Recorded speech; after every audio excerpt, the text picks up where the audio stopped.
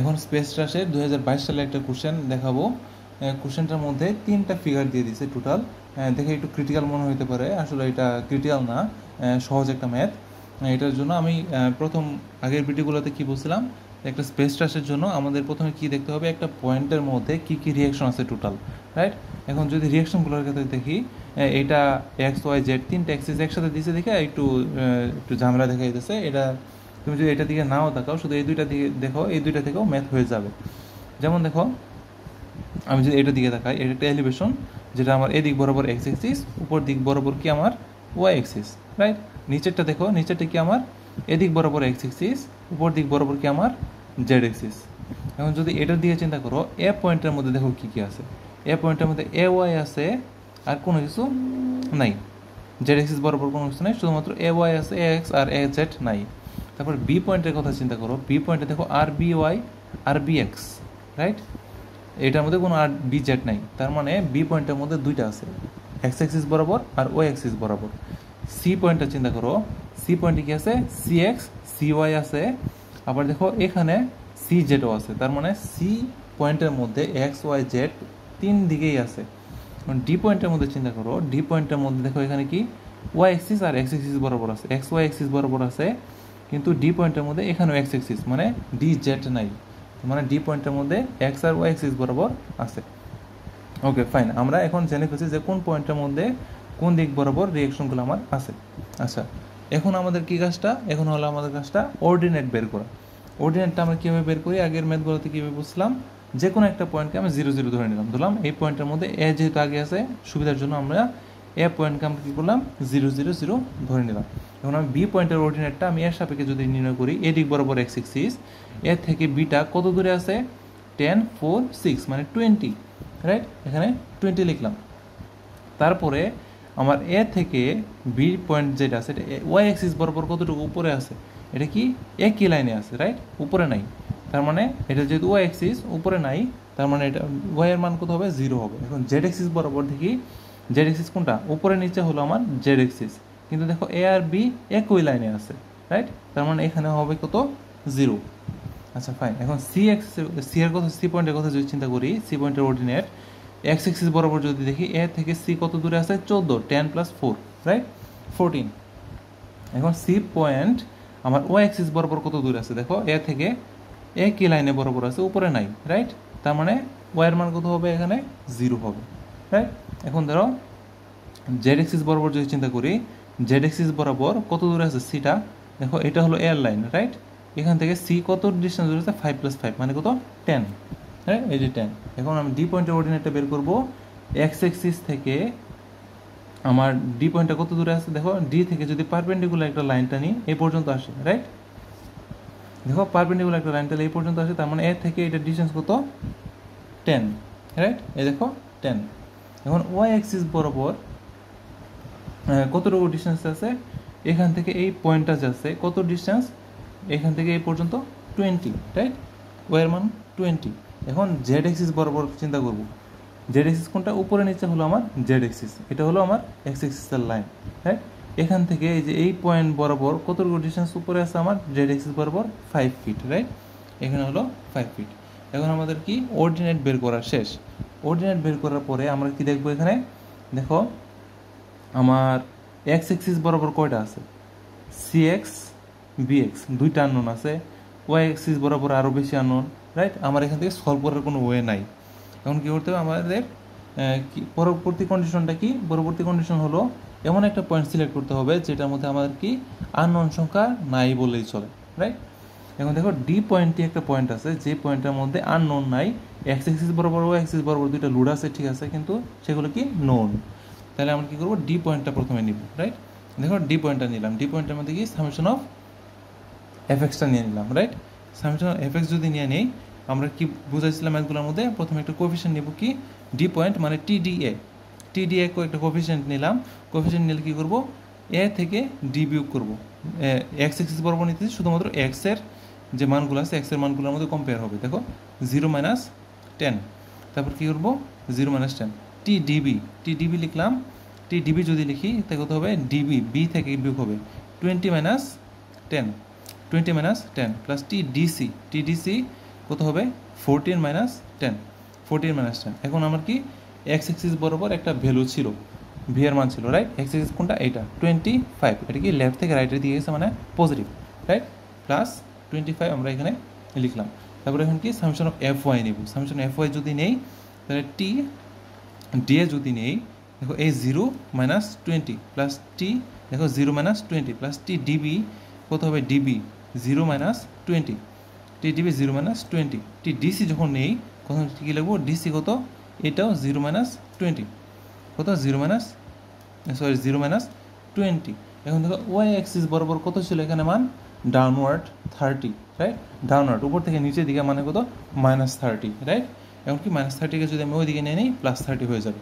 এখান থেকে আরেকটা ইকুয়েশন পাইতেছি, উপরে আরেকটা ইকুয়েশন পাইছি। এখন কি সামেশন অফ এফ জেড নিব। সামেশন এফ জেডের ক্ষেত্রে কোএফিসিয়েন্টগুলো সেম থাকবে।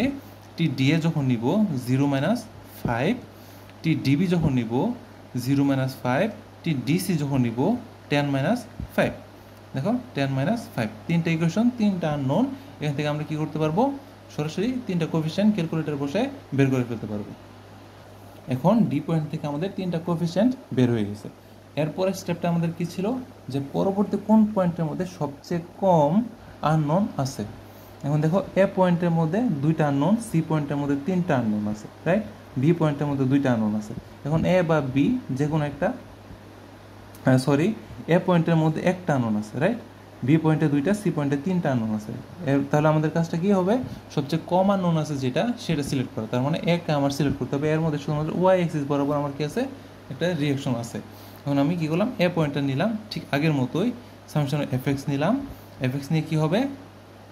টি এ বি যদি কম্পেয়ার করি 20 মাইনাস 0, এ সি যখন কম্পেয়ার করবো 14 মাইনাস 0, এডির ক্ষেত্রে টি এডি 10 মাইনাস 0, রাইট? এক্স এক্সিস বরাবর কোনো কিছু নাই, তাই এক্সট্রাভাবে কোনো কিছু এখানে অ্যাড হয় নাই, রাইট? এরকমভাবে লিখলাম।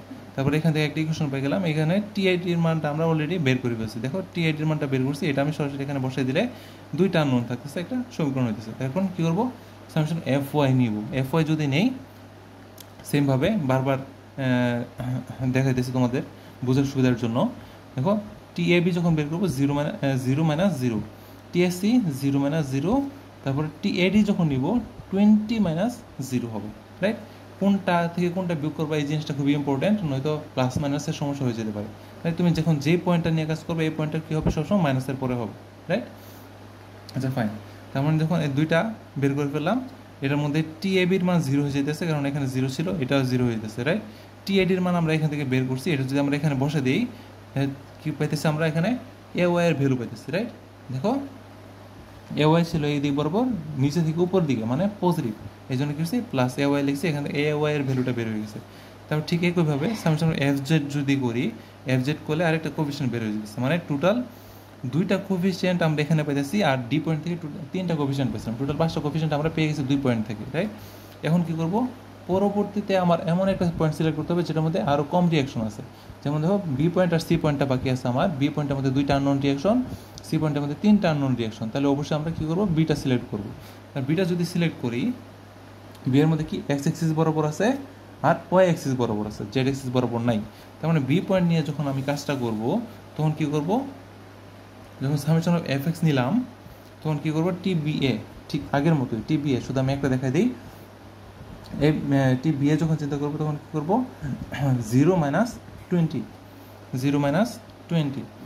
যখন টি বিসি নিব তখন কত হবে?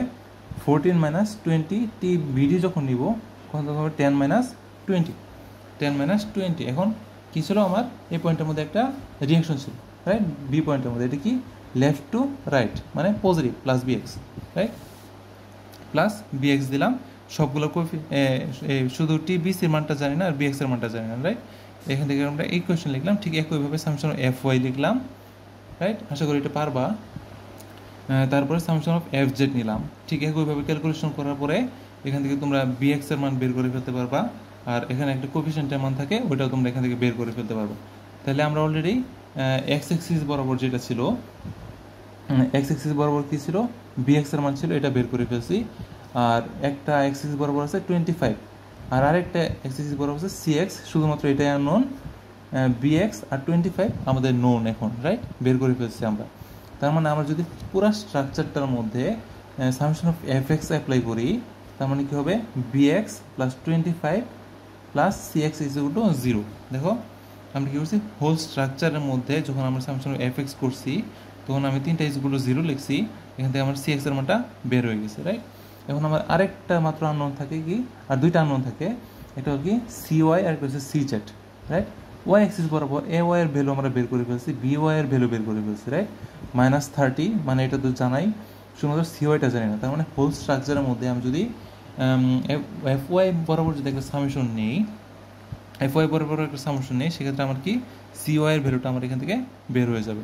তার মানে এখন মাত্র শুধুমাত্র জেড এক্সিস বরাবর সি জেডটা বাকি থাকে। সি জেড দেখো এর কোনো জেড এক্সিস বরাবর কোনো রিয়েকশন নেই, বি এরও নেই, তার মানে শুধুমাত্র জেড এক্সিস বরাবর কি আছে, সি জেড আছে, তার মানে সি জেডের ভ্যালু আমার 0 হয়ে যাবে, রাইট। এখন আমরা কি যত ধরনের কোএফিসিয়েন্ট আছে, যত ধরনের রিয়াকশন আছে, সেগুলো আমরা বের করে ফেলছি। এখন আমাদের কি বার ফোর্সগুলো বের করতে হবে। বার ফোর্সের মধ্যে এটার মধ্যে টোটাল 6টা বার ফোর্স আছে। 6টা বার ফোর্সের যদি মানটা বের করি, F A D is equal to T D A, এটা একটা কোএফিসিয়েন্ট রুট এই x1 minus x2 whole square plus y1 minus y2 whole square plus z1 minus z2 whole square. x1 আর x2 কোনটার ভ্যালু, এ আর D পয়েন্টের value, যেহেতু A আর D নিয়ে কাজ করতেছি, এ আর ডি পয়েন্টের ভ্যালু হলো এগুলা। এটার মধ্যে টি এর মানটা আমরা এখানে বসাই দিব, বসালে যে একটা মান পাবো, এই মানটা যদি পজিটিভ হয় তাহলে আমরা টেনশন বোঝানোর জন্য ব্র্যাকেটের ভিতরে টি দিব। আর যদি কোনো ক্ষেত্রে মাইনাস হয়, যেমন এটার ক্ষেত্রে কোএফিসিয়েন্টের মানটা কি ছিল, মাইনাস ছিল, আনসার আসছে মাইনাস, এই ক্ষেত্রে আমরা কি করব, এটা হচ্ছে কম্প্রেশন, এটা বোঝানোর জন্য আমরা কি ব্র্যাকেটে সি লিখে দিব। ঠিক একইভাবে 6টা বার ফোর্সের মান আমরা এখান থেকে বের করে ফেলবো।